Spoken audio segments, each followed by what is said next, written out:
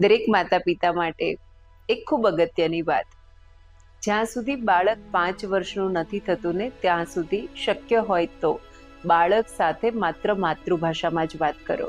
જે કંઈ પણ તમારી માતૃભાષા છે, ગુજરાતી, હિન્દી, મરાઠી, ઇંગ્લિશ, પણ બાળકને 5 વર્ષ સુધી ખરેખર માતૃભાષામાં ઉછેરવું તે બાળકના ભવિષ્ય માટે ખૂબ સારું છે.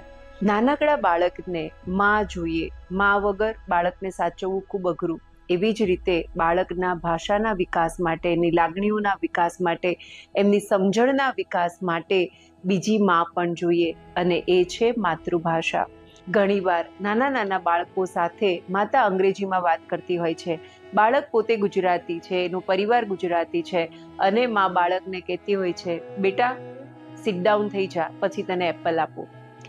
આ જે કન્ફ્યુઝિંગ ભાષા છે ને, એ બાળક માટે ખરેખર એટલા બધા કન્ફ્યુઝન ક્રિએટ કરે છે.